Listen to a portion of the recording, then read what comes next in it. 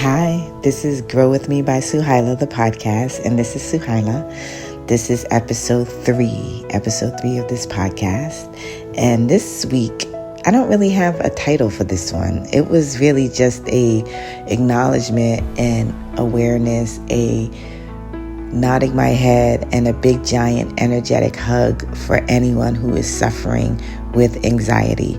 I had a moment recently where I had an uneasy feeling, and I was reminded of how much I used to struggle with anxiety in the past. So I just decided to record in that moment my past experiences, my remembrance of what that feels like and how horrific it can really feel.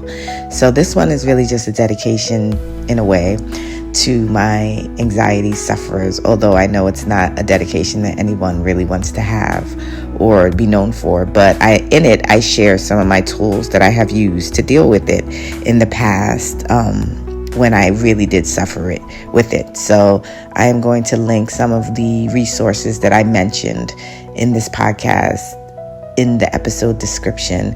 But in the meantime, I don't want to say trigger warning because I don't like the word trigger, and everyone is not triggered the same way. We interpret that word differently. But if you are an anxiety sufferer, you understand what I mean, because sometimes just trying to figure out ways to deal with it, just reading about it, just hearing about it, it can give you anxiety. It can trigger an anxiety attack, even when you are trying to just figure it out. So not necessarily trigger warning, but a warm embrace and just a gentle reminder to be easy with yourself in general, and definitely, as you proceed and listening to this episode, although it is completely PG-13, nothing crazy going on in this episode. Okay, let's get into it. So today I wanted to share some more tools I just had or thought about, because I woke up this morning, today's Sunday, and I woke up this morning with a very unsettled feeling. And it reminded me that in the past, this feeling would have sent me physically running out of my house, probably.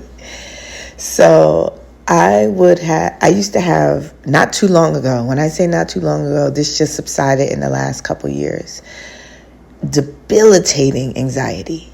This is for anxiety sufferers. I mean, if you are an anxiety sufferer to the degree that I had it and a lot of people still have it, you understand this. If you're not, then you just are like a chronic worrier, which is probably where mine began. You may not understand this, because even now as I sit here, it's hard to believe that that's the degree of anxiety I had. If you don't experience it, you're not going to understand this.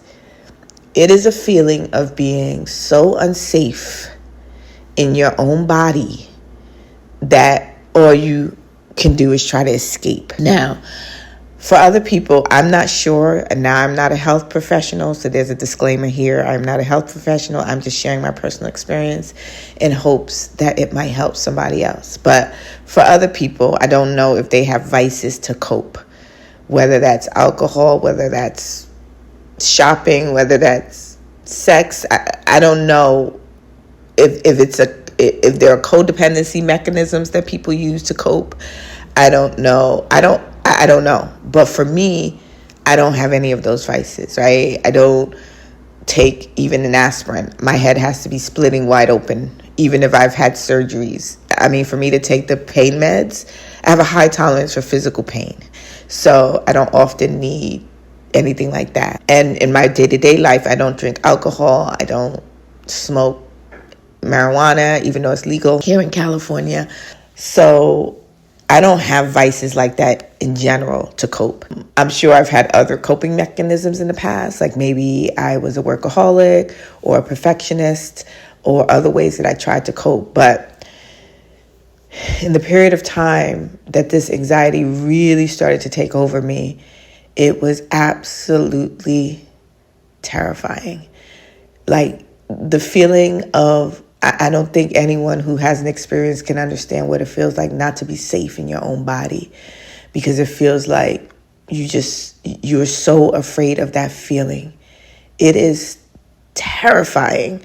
And it's such a terrifying feeling that even if you don't have an anxiety attack or a panic attack, you now know what it feels like. So now you're afraid of the feeling. So just the feeling, just the thought that it could possibly happen sends you into a spiral.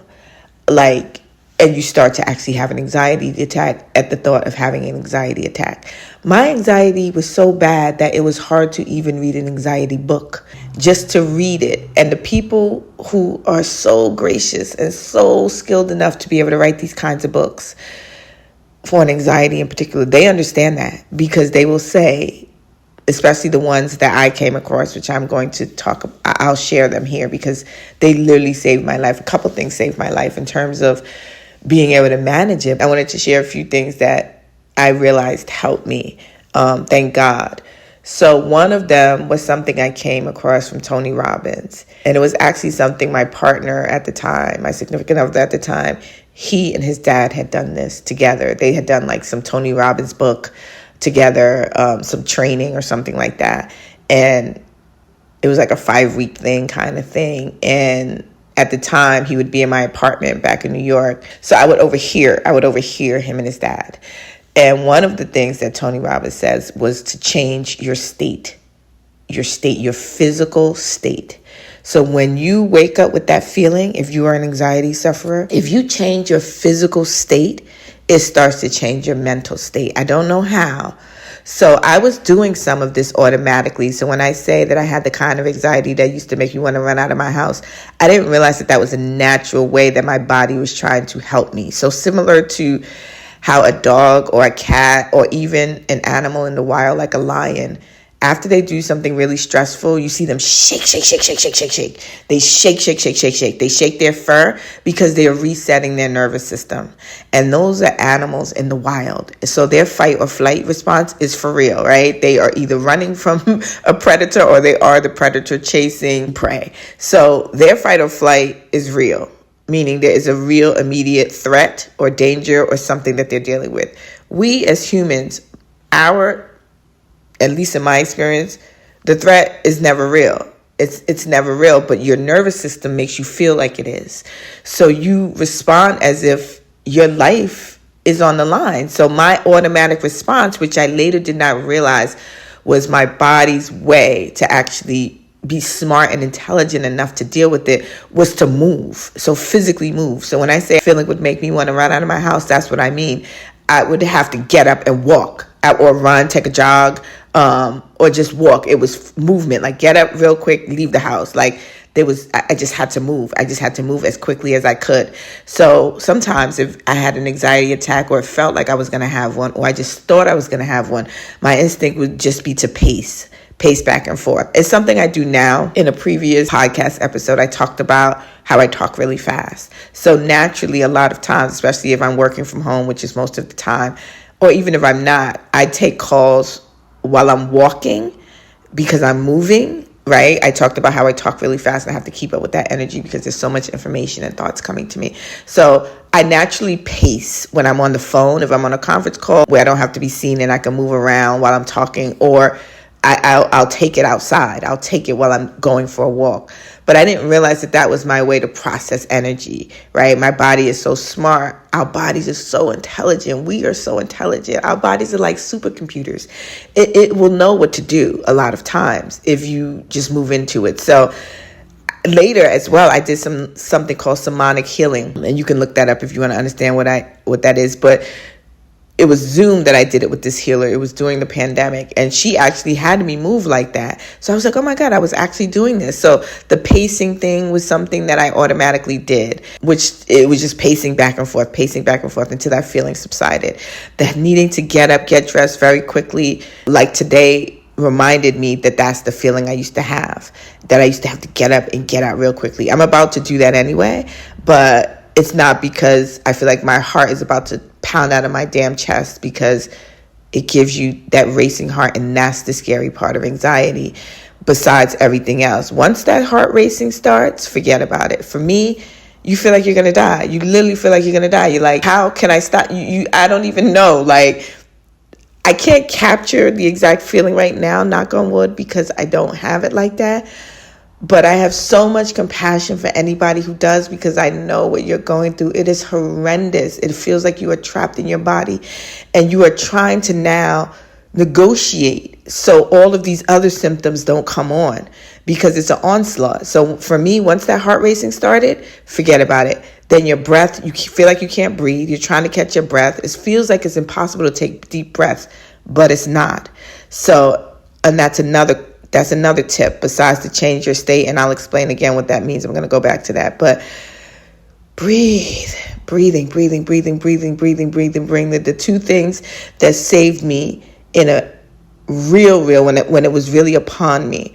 One, my other healer told me about. My healer, Kim, she's an energetic healer, energetic psychologist. That's what she calls herself. It's an actual field of study and expertise, even if you didn't study it. Some people are just natural healers. But breathe. Remind yourself to breathe. It will feel like you cannot breathe, because once that heart starts racing, once your mind starts racing, your breath starts getting shallow. It's why they used to give people paper bags to breathe into so they can breathe. There is air all around us. You can breathe. You can breathe. If you can do nothing else, remember to breathe. It will pass. The anxiety attack will pass. They can only last but for so long. It doesn't feel like it when you're having it. It feels like you are going to die. It feels like you can faint. I think some people might faint. Thank God I've never fainted. But that's another thing you start to feel. You start to feel dizzy because you're not breathing. So all of this onslaught of symptoms start coming on, and it feels like you're going to die.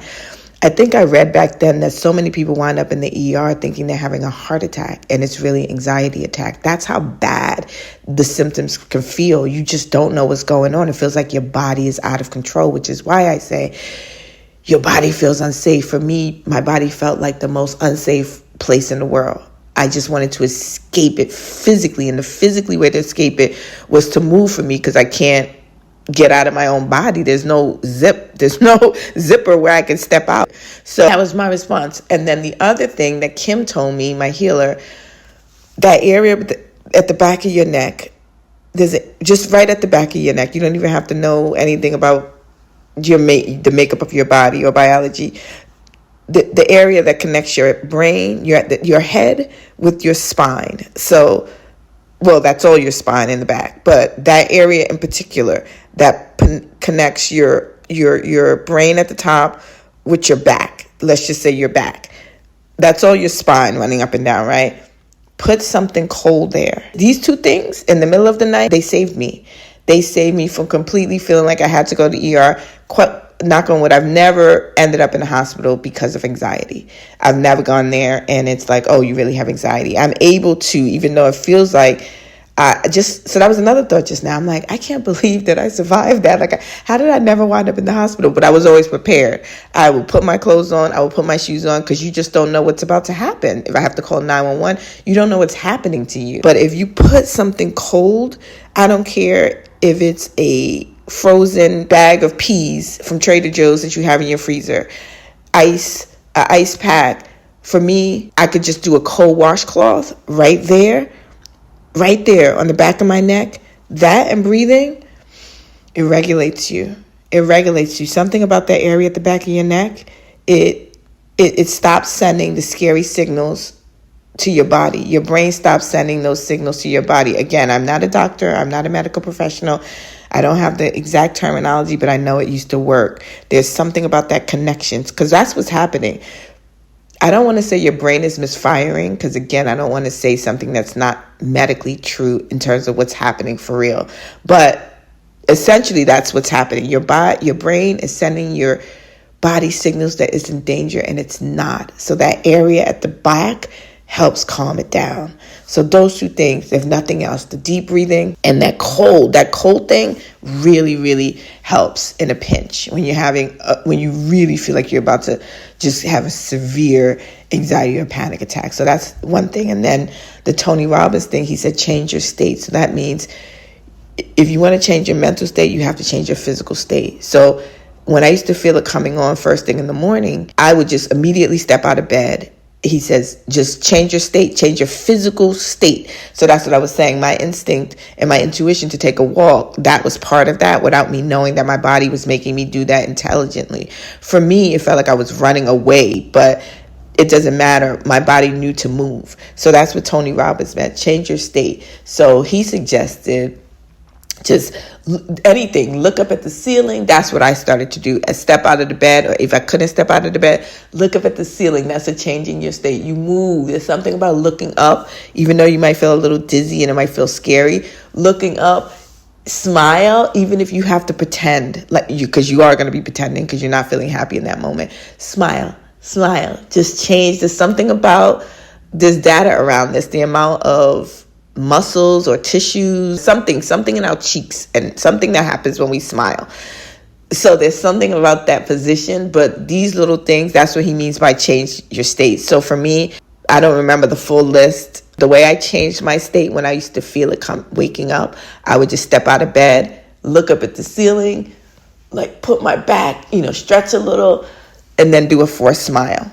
And I changed my state, and then I would take a walk. And those really started to help it subside for real when I felt it coming on in the mornings. And then the other two things I mentioned, the breathing deeply and the ice thing on the back of my neck, would really, really help immediately. And then the two books, I might have to edit this because I have to now look in my books. So I got these books during COVID, the pandemic. So there were no people delivering books at that time and things like that. So I got ebooks, and I found this man. He was a lifesaver during COVID. His name on Instagram is Anxiety Josh. And I have since recommended these books to so many people.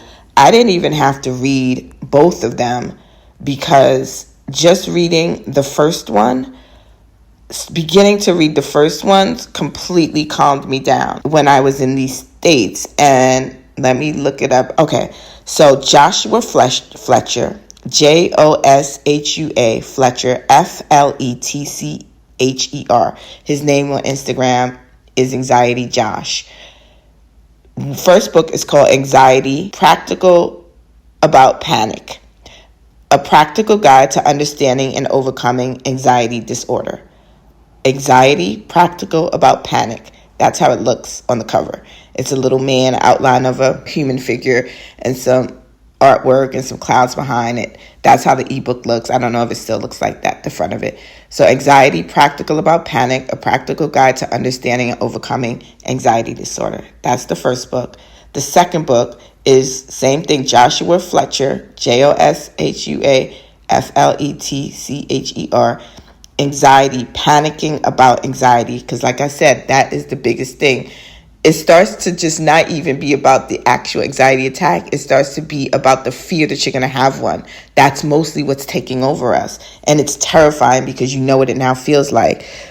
So that one is Anxiety, Panicking About Anxiety, a powerful self-help guide for people suffering from an anxiety or panic disorder. I don't know which one I started to read first. Like I said, I don't think I read both of them completely at all. The biggest thing that saved me was him saying, it's going to pass. It's going to pass.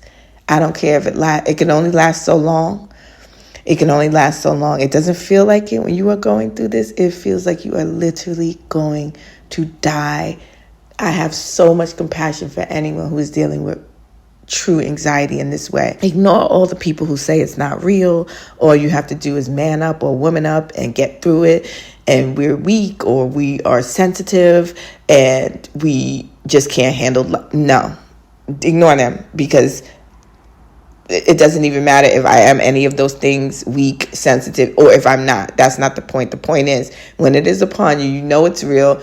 It feels like it's going to kill you, and it is absolutely terrifying. It will make you, for me, not go in certain places. I didn't even want to get in Ubers. If I didn't know where the Uber was going, if I couldn't physically understand where I was, I felt like I was going to have anxiety. It makes you want to get out of your car on the highway. That's something that used to happen to me. If I'm stuck in an Uber and I was on the freeway in Los Angeles where traffic can be backed up forever and I'm not in control of driving, you want to get out of the car. and pace or run. You just want to, any place I was stuck. If I'm in a place where I didn't understand where I was, I couldn't map mentally where I was going, it was unfamiliar, I felt like an anxiety was going to come on. If I was in a supermarket that was too crowded, I felt like an anxiety was going to come on. If you're about to make a big change, you feel like you're going to have an anxiety attack that you can't recover from. It could be as simple as you're about to do something drastic, like cut your hair from really long to really short. I remember my anxiety was so bad that during COVID, I wanted to cut my hair. But I didn't understand what was happening with my mind or wherever it comes from, with my nervous system. So I knew any big change on top of the changes we were experiencing during the pandemic, I knew anything, or I didn't know. I shouldn't say I knew. You just start to be aware. So it keeps you stuck. You get smaller and smaller. You stay in a box because you don't know what brings the thing on. You don't know what brings that feeling on. And you don't want that feeling to come on. So during that time, during the pandemic, I didn't want to make no major changes. So I wanted to cut my hair during the time, which I eventually did, like a year into it, or not even, maybe 6 months into it. But at first, I knew that a drastic change I didn't know. I thought, what if this sends me into a type of anxiety attack where I faint just to seeing I know this is weird for someone who doesn't have anxiety, but if you have it, you understand. Or if you have it or had it, you feel like any major thing might send you make you faint. I can't explain it, or just send you into such a spiral of anxiety that you won't recover from it. So I was afraid to cut my hair because I was like, what if I look in the mirror and I shock myself into an anxiety attack? I also wanted to color at that time. I wanted to go blonde. I didn't go blonde then. I went blonde last year, 2024, from the time that I'm recording this. But I knew that it was too much. These kinds of things, people don't understand. A supermarket, a store, just not being able to get out of somewhere, get out of an elevator, get out of anything that can make you feel like you're not safe, or you cannot get yourself to safety. If you can't see the door, if you can't see your way out, it can send you into a freaking spiral of an anxiety attack, or just the thought of one, which then sends you into one. So I'm holding so much space and compassion for anyone dealing with this. I hope that this helps you. Those things help me. The breathing. First of all, remembering it's going to pass. That's the number one thing. No matter how bad it gets. Once I read that in that book from Joshua, I could relax, because you start to feel, okay, it's not going to kill me, because you really feel like it kill you. You feel like that, And again, I'm not a medical professional. I don't believe that anxiety attacks have ever killed anyone, but I don't believe that they have. But understanding it will pass. If nothing else, if you cannot control it, if none of the tools that I just gave you do not work, it's going to pass. It's going to pass. It's horrible, but it will pass. It will wear you out. For me, it makes me want to sleep afterwards, because you feel like, even if you were standing still, that you just ran a damn marathon. Why? Because your whole body, your system is just going nuts. Your heart is racing. Then you can't breathe. Then you start feeling dizzy. For me, it came with, this may be TMI, diarrhea immediately. You want to vomit. Your whole body is literally just turning on you. Everything, you have no control. And it's horrifying. And this is why it makes you afraid to be in your own body. So if nothing else, know that it's going to pass. It's going to pass no matter how bad it feels. Remember to breathe. Remember to breathe. Number one, you can take a breath. You can take a breath. You can take a breath. Even though it feels like you cannot, you can take a deep breath.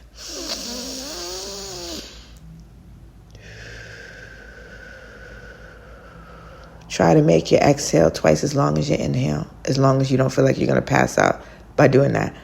Then the spine thing, something cold on the back of your neck, separate your brain from your body, so your brain stops telling your body that it's in danger.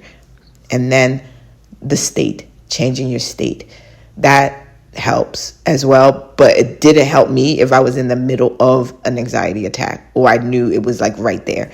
So God bless anybody dealing with this. I have so much compassion for you. Sending you so much love, so much light, so much understanding. You can get through it.